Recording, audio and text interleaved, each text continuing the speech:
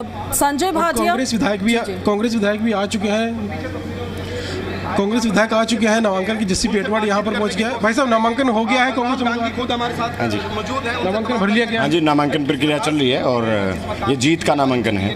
तो तमाम विधायक की जो मीटिंग हुई, सबसे बातचीत की गई तमाम विधायकों से, क्या कुछ चर्चा हुई? क्या कुछ कोई आपत्ति भी थी किसी? नहीं, किसी को कोई आपत्ति नहीं। इस नाम पे क्यों आपत्ति होगी?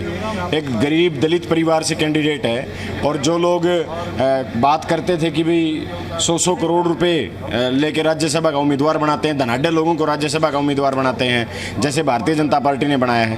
कांग्रेस ने तो गरीब और दलित परिवार से एक उम्मीदवार को चुना है। सीनियर नेता भी तो उसकी लाइन में थे, उनका भी मन था कि उन्हें भी मौका दिया जाए और एक नए उम्मीदवार को मौका दिया गया है। मन तो आपका भी, आपको राज्यसभा दें तो आप मना करोगे?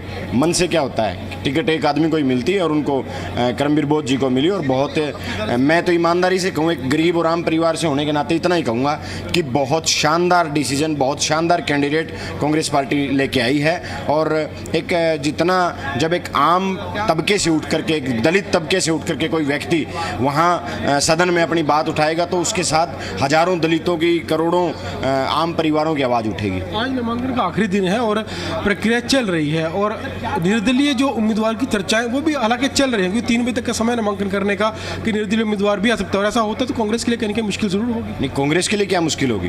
हम 37 विधायक हैं, 37 के 37 वोट बड़ी मजबूती से करमवीर बोध जी को जाएंगे। और ये तो लोकतंत्र का अपमान करना तो बीजेपी की पुरानी आदत है।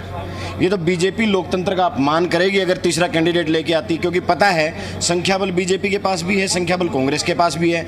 2 MP बनने हैं, एक बीजेपी का, एक कांग्रेस का। अगर इनके अलावा बीजेपी के विधायक किसी और को प्रस्ताव करते हैं, इसका मतलब स्पष्ट है ना उनको दलितों से कोई मतलब है, वो दलित का अपमान कर रहे हैं। एक दलित कैंडिडेट कांग्रेस ने दिया है तो इसका मतलब ये सोच रहे हैं कांग्रेस ने एक गरीब कैंडिडेट दे दिया तो बीजेपी कोई बैकडोर से कोई ऐसा खेल खेलना चाहती है। तो ये दलितों का अपमान है और भारतीय जनता पार्टी ने हमेशा दलितों का अपमान किया है और लोकतंत्र में इनका विश्वास कभी से नहीं था। तो जैसी पेट में विधायक जो नामांकन प्रक्रिया चल रही है वहाँ से वापस आए हैं, उनका आगे प्रक्रिया चल रही है और नामांकन जो है भरा जा रहा है। और ये भी कहा कि क्योंकि संख्या बल के हिसाब से 37 विधायक हैं कांग्रेस के पास और कांग्रेस के जो उम्मीदवार हैं करमवीर बोध, उनकी जीत जो है वो बिल्कुल तय है। अगर तीसरा उम्मीदवार भाजपा लेकर आती है तो कम से कम भाजपा ये लोकतंत्र का अपमान करेगी और इस तरह से तीसरे उम्मीदवार को उतारना जो है वो नियमों के खिलाफ है। ऐसा भाजपा को नहीं करना चाहिए अगर ऐसा भाजपा करती है तो। लेकिन अगर ऐसा नहीं किया जाता तो एक उम्मीदवार भाजपा से और एक उम्मीदवार कांग्रेस से, दोनों ही उम्मीदवार जो चुनकर राज्यसभा जाएंगे। जी बिल्कुल विजय, और आसपास अगर और भी आपको विधायक आते जाते दिखे तो उनसे भी आप बातचीत जरूर करिएगा राज्यसभा के इस नॉमिनेशन को लेकर। इसके साथ साथ संजय भाटिया और करमवीर बोध, इन दोनों ही नेताओं के बारे में मैं चाहूंगी कि आप हमारे दर्शकों को भी जरा बताएं जो जिनके चांसेस अब ऑलमोस्ट है राज्यसभा जाने के। बिल्कुल, संजय भाटिया एक जाना माना नाम है हरियाणा भाजपा में, हरियाणा में, क्योंकि कई पदों पर वो पहले अपनी सेवाएं पार्टी को दे चुके हैं। और मुख्य बात ये रही कि वो 2014 में जो है लोकसभा सांसद रहे करनाल लोकसभा सीट से, और उसके अलावा भी कई पदों में रहे, संगठन में भी काम किया। और 80 के दशक में वो AVP के सदस्य थे, वहाँ से उन्होंने अपनी राजनीतिक करियर की शुरुआत की और उसके बाद लगातार भाजपा के लिए कई पदों पर काम करते रहे। 2014 में सांसद भी बने। इसके अलावा संगठन में भी उन्हें कई महत्वपूर्ण पदों पर जिम्मेदारी मिली जो उन्होंने बखूबी निभाई। 2014 में जब वो सांसद बने उसके बाद 2019 तक सांसद रहे और 2019 में वो सांसद बने। और 2024 में जब लोकसभा चुनाव हुए तब पूर्व मुख्यमंत्री मनोहर लाल वहाँ से उन्होंने चुनाव लड़ा, बाद में वो केंद्रीय मंत्री बने। और संजय भाटिया को अब एक बार फिर से जो है राज्यसभा सांसद के तौर पर मौका दिया जा रहा है।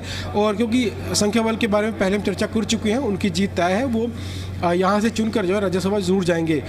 इसके अलावा अगर हम दूसरे उम्मीदवार की बात करें कांग्रेस की, जो करमवीर बोध हैं, वो हालांकि एक अम्बाला के वो रहने वाले हैं, सरकारी सेवाओं में थे और कुछ दिन पहले ही वो अपनी सरकारी नौकरी से रिटायर हुए हैं। हालांकि इससे पहले वो राजनीति में ज़रूर सक्रिय रहे हैं। 2014 में मुलाना सीट से भी वो कांग्रेस की टिकट के दावेदार थे, हालांकि उसमें टिकट नहीं दी गई थी। और उसके अलावा भी कई पदों पर वो कांग्रेस में रहे। ख़ास तौर पर उनकी जो पहचान है, क्योंकि वो सरकारी सेवा में रहे और कर्मचारियों के जो एसोसिएशन होती हैं उसके प्रधान भी वो रहे। तो कर्मचारियों की आवाज़ लगातार सरकार के सामने उठाते रहे और इस तरह से कई राजनीतिक गलियारों में चर्चाएं उनकी होती रही। हालांकि जिस तरह से संजय भाटिया जो भाजपा उम्मीदवार हैं, हालांकि उस स्तर तक वो चर्चित चेहरा तो नहीं कह सकते, लेकिन फिर भी कांग्रेस में लंबे समय से जुड़े हुए हैं और काम लगातार करते रहे हैं। तो फिलहाल कांग्रेस के विधायक लगातार आ रहे हैं नामांकन प्रक्रिया से। तो ये दोनों जो उम्मीदवार हैं दोनों ही इस समय मजबूत स्थिति में इसलिए हैं क्योंकि दोनों ही पार्टियों के पास संख्या बल मौजूद है जीत के लिए। तो फिलहाल ऐसी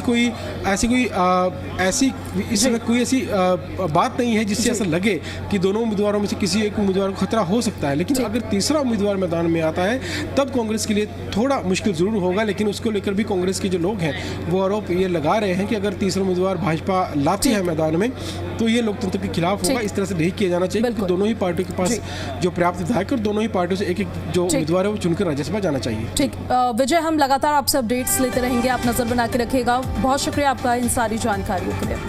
बिहार के